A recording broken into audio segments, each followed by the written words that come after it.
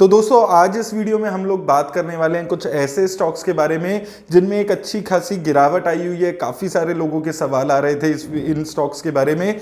कुछ स्टॉक्स मैंने कल की वीडियो में कवर किए थे, आपने नहीं देखी है वीडियो तो जाकर देख सकते हैं। कुछ स्टॉक्स मैं आज की वीडियो में कवर करने की कोशिश यहाँ पर करूंगा। लेकिन दोस्तों एक चीज़ आपको यहाँ पर समझ कर चलनी है अगर आप स्टॉक मार्केट में इस वक्त इन्वेस्ट कर रहे हैं, क्योंकि काफ़ी सारे लोगों के सवाल आते हैं कि 5% स्टॉक नीचे चला गया है, 10% नीचे चला गया है। तो देखिए स्टॉक मार्केट में ऐसा कभी भी नहीं होगा कि आपके खरीदने के बाद वो स्टॉक ऊपर ही ऊपर जाए, तो उस चीज के लिए मेंटली आपको प्रिपेयर रहना है। एक लंबे टाइम तक स्टॉक अंडर परफॉर्म भी कर सकता है। तो अगर आपको किसी स्टॉक में लंबे टाइम तक टिकने की कन्विक्शन है तो ही आपको उन स्टॉक्स में इन्वेस्ट करना है। अगर आप शॉर्ट टर्म के लिए इन्वेस्ट कर रहे हैं तो स्टॉक मार्केट आपके लिए नहीं बनी है। ये चीज मैं बार बार आपको बोलता हूं कि अगर आप लॉन्ग टर्म के लिए 5-7 सालों के लिए पेशेंस रख के किसी स्टॉक में पैसा लगा सकते हैं तो ही आप स्टॉक्स में इन्वेस्ट करिए। तो सबसे पहले एसबीआई कार्ड्स पे काफी सारे लोगों के सवाल आ रहे हैं। तो देखिए एसबीआई कार्ड्स पे हमने काफी सारे टाइम बात की है, कंपनी अच्छी लगती है, अच्छी ग्रोथ यहां पर है। और अभी जो रिसेंट की न्यूज आई है, जो नंबर्स आए हैं उसमें भी ये नकल कर आया है कि एसबीआई कार्ड्स की जो एक्सपेंस है, जो स्पेंड हुआ है वो काफी अच्छा यहां पर हुआ है। तो एक अच्छे नंबर्स की उम्मीद अभी स्टॉक मार्केट को एसबीआई कार्ड से यहां पर है। और जो इसके सपोर्ट लेवल्स हैं 700 के सपोर्ट लेवल्स हैं, जिसपे हमने बार बार इस स्टॉक में इन्वेस्ट करने के बारे में बात की है।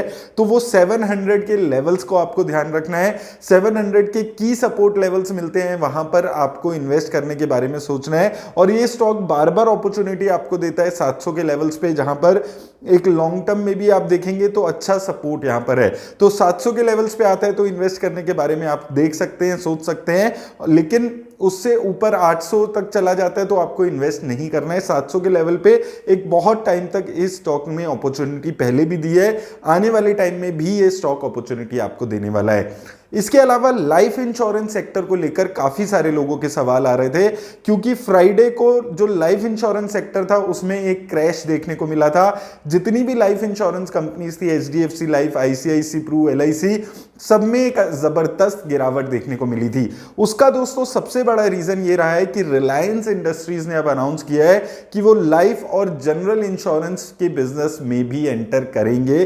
तो जब से ये न्यूज आई है उस न्यूज की वजह से गिरावट इन कंपनीज में देखने को मिली है, क्योंकि अगर इतना बड़ा प्लेयर इस सेक्टर में एंटर करेगा, और यहां पर हमेशा से रिलायंस इंडस्ट्रीज का देखा गया है जिस भी सेक्टर में एंटर करता है वहां पर डिसरप्शन लेकर आता है। तो इस डर में जो लाइफ इंश्योरेंस कंपनीज हैं, जनरल इंश्योरेंस कंपनीज हैं, उनमें गिरावट देखने को मिली है। लेकिन आपको देखिए एक चीज समझनी है, जो इंश्योरेंस सेक्टर है वो बहुत बड़ा सेक्टर है, बहुत ज्यादा पेनिट्रेशन अभी नहीं हुई है इंश्योरेंस सेक्टर की।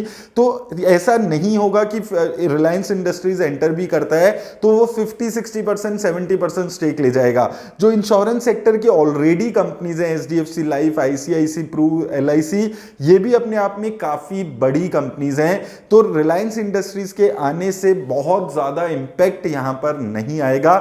कब वो कंपनी आएगी, कब तक वो अपना अलग अलग अपनी इंश्योरेंस पॉलिसीज लेकर आएगी, वो देखने वाली बात होने वाली है। और दूसरी चीज आपको समझनी है कि life insurance prepaid postpaid card की तरह नहीं होता है जिसमें आप 2 महीने बाद चेंज कर लेते हैं। लाइफ इंश्योरेंस जब भी लोग ले रहे हैं तो 20-20 साल के लिए ले रहे हैं। तो इसलिए बहुत ज्यादा डरने की, घबराने की जरूरत नहीं है। अगर इस न्यूज के चलते और ज्यादा गिरावट इन कंपनीज में देखने को मिलती है तो एक अच्छी अपॉर्चुनिटी आपको हो सकती है इन्वेस्टमेंट की।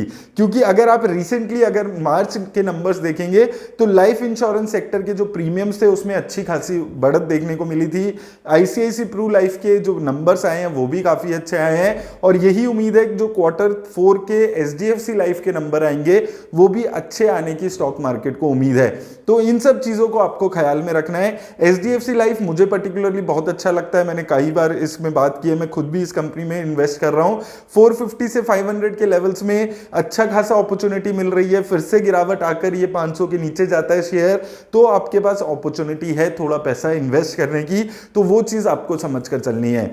LIC के बारे में काफी सारे लोगों के सवाल आते हैं। तो देखिए, मैंने कई बार बोला है सिंस IPO में ये चीज बोलते हुए आ रहा हूं कि LIC एक सरकारी कंपनी है और मुझे लगता है कि आने वाले टाइम में धीरे धीरे LIC का जो मार्केट शेयर है वो प्राइवेट सेक्टर की जो लाइफ इंश्योरेंस कंपनीज हैं वो लेती हुई नजर आएंगी, और ये चीज हमने पिछले कुछ टाइम से देखा भी है। तो इसलिए मैं LIC में बहुत ज्यादा पॉजिटिव हमेशा से नहीं रहा हूं, और आने वाले टाइम में भी मुझे लगता है कि प्राइवेट सेक्टर की जो लाइफ इंश्योरेंस कंपनीज हैं वो फार बेटर कर सकती हैं इन कंपैरिजन टू LIC। तो इसलिए मैं खुद LIC में इन्वेस्ट करने में बहुत ज्यादा इंटरेस्टेड नहीं होता हूं, और यही चीज मैं जितने भी व्यूअर्स हैं उनको भी यहां पर बोलते हुए चलता हूं। तो बाकी अगर आपको LIC अच्छी लगती है तो आप उसमें इन्वेस्ट करने के बारे में अपनी खुद की डिस्क्रिप्शन से सोच सकते हैं। IRCTC पे भी काफी सारे लोगों के सवाल आ रहे हैं। 50% से ज्यादा की गिरावट LIC में IRCTC में आ चुकी है, तो क्या करना चाहिए? काफी सारे लोगों के सवाल आते हैं। 600 रुपए के आसपास IRCTC का शेयर चल रहा है। मोनोपोली बिजनेस है, ये सारी चीजें ठीक है, लेकिन मुझे लगता है कि अभी और 6-8 महीने इस शेयर में कंसोलिडेशन देखने को मिल सकती है, टाइम करेक्शन देखने को मिल सकती है, क्योंकि बहुत ज्यादा ऑलरेडी यहां पर इसका जो प्राइस टू अर्निंग रेशियो है वो ज्यादा है। 50-60 का प्राइस टू अर्निंग रेशियो एक सरकारी कंपनी के लिए बहुत ज्यादा है, और मुझे लगता है कि जो ग्रोथ है वो बहुत ज्यादा नहीं होगी। एक स्टेबल ग्रोथ आपको IRCTC में देखने को मिलेगी। डिविडेंड यील्ड भी बहुत ज्यादा अच्छी नहीं है जो जनरली हम गवर्नमेंट सेक्टर की कंपनीज में देखते हैं। तो इसलिए मुझे लगता है कि IRCTC में हो सकता है एक आधा खराब रिजल्ट, अगर यहां पर एक क्वार्टर का भी कोई खराब रिजल्ट या फ्लैट रिजल्ट अगर आते हैं तो आपको और नीचे के लेवल पे IRCTC में अपॉर्चुनिटीज मिल सकती है। मुझे पर्टिकुलरली बहुत पॉजिटिविटी IRCTC की वैल्यूएशंस को देखकर अभी भी नहीं आती है, क्योंकि गवर्नमेंट कंपनी है तो बहुत ज्यादा ग्रोथ की अपॉर्चुनिटीज भी नहीं है। तो इसलिए IRCTC को भी आप मेरे हिसाब से अवॉइड करके चल सकते हैं। डीमार्ट के शेयर पे काफी सारे लोगों के सवाल आते हैं, क्यों नहीं भाग रहा है, कब तक भागेगा? तो देखिए, जो इकोनॉमी में स्लो डाउन है उसका असर डीमार्ट के शेयर पे भी आया है, लेकिन अभी जो रिसेंट में पॉजिटिव बात क्या हुई है कि पिछले क्वार्टर में 18 नए स्टोर्स डीमार्ट के शेयर ने यहां पर खोले हैं। तो मुझे यहां पर लगता है कि डीमार्ट में जो नेक्स्ट क्वार्टर के रिजल्ट्स हैं वो काफी अच्छे आएंगे जब हम Q1 के रिजल्ट्स की बात करेंगे फाइनेंशियल ईयर 2024 की, क्योंकि वहां पर उनके रेवेन्यू और प्रॉफिट में ग्रोथ देखने को मिलेगी। अगर आपको इस शेयर में अपॉर्चुनिटी मिलती है 3100 3200 के आसपास, जहां पर हमने पहले भी प्रीवियसली इन्वेस्ट किया था, तो अच्छी अपॉर्चुनिटीज हो सकती है। एक अच्छा सपोर्ट है 3100 3200 के लेवल्स पे, और एक अच्छा यहां पर बाइंग अपॉर्चुनिटी आपको डीमार्ट के शेयर में उस वक्त मिल सकती है। और एक अच्छी कंपनी है जिसमें टेम्परेरी गिरावट है, तो लॉन्ग टर्म इन्वेस्टर्स के लिए अपॉर्चुनिटी यहां पर डीमार्ट के शेयर में भी बनती हुई नजर आ रही है। लेकिन याद रखिए, जिस भी शेयर में इन्वेस्ट करें 5 से 7 साल के लिए इन्वेस्ट करें। आने वाले 6-8 महीने भी स्टॉक मार्केट के लिए थोड़े टफ हो सकते हैं, उस चीज को समझकर चलिए। शेयर में 5-7-10% की गिरावट से डरना नहीं है। रिजल्ट कैसे आ रहे हैं शेयर्स के, उनकी आने की प्लानिंग क्या है फ्यूचर की ग्रोथ की, वो सारी चीजों को देखकर इन्वेस्ट करने के बारे में सोचना है। सिर्फ किसी शेयर का प्राइस गिर गया है इसलिए किसी शेयर से निकलने के बारे में नहीं सोचना है, उस चीज को आपको खास ध्यान में रखना है अगर आप किसी भी कंपनी में इन्वेस्ट करते हैं। ICICI बैंक पे हमने काफी टाइम पे बात की है, 650-700 के लेवल्स पे इन्वेस्ट किया है। रिसेंटली 800 के लेवल्स पे भी हमने इन्वेस्ट किया था। रिजल्ट्स बहुत अच्छे आए हैं जो अभी रिसेंटली ICICI बैंक के रिजल्ट्स आए हैं। अब इसका मुझे लगता है कि कल पॉजिटिव इंपैक्ट हो सकता है, क्योंकि काफी अच्छी ग्रोथ इसके प्रॉफिटेबिलिटी में यहां पर देखने को मिली है। नेट NPA भी इसके गिरे हैं, ग्रॉस NPA भी इसके यहां पर गिरे हैं। तो ओवरऑल एक अच्छी चीज रही जो हमने ICICI बैंक में 650 के लेवल्स पे इन्वेस्ट किया था, वहां से 30% के आसपास की ग्रोथ हो चुकी है, और मुझे लगता है आने वाले टाइम में ये शेयर और भी ज्यादा ग्रोथ दिखा सकता है। तो अगर आपने उन लेवल्स पे इस शेयर में इन्वेस्ट किया था, बने रहिए। एक अच्छी रिटर्न्स यहां से आपको इस पूरे साल ICICI बैंक के शेयर में डेफिनेटली मिलने वाली है। इसके अलावा जोमेटो पे काफी सारे लोगों के सवाल रहते हैं, जोमेटो का कैसा शेयर है, क्या करना चाहिए। तो देखिए, मुझे पर्सनली अगर आप हाई रिस्क लेने वाले इन्वेस्टर हैं तो जोमेटो के शेयर में 50 रुपए के हमने लेवल्स हमेशा से डिस्कस किए हैं। 40 से 50 के लेवल्स पे एक अच्छा सपोर्ट रहा है। अब लॉन्ग टर्म पिछले एक साल में 40-50 के लेवल्स को इसने बार बार डिफेंड किया है, और ये लेवल्स हैं जहां पर इसका शेयर हमेशा आकर नीचे के लेवल्स पे टिकता है।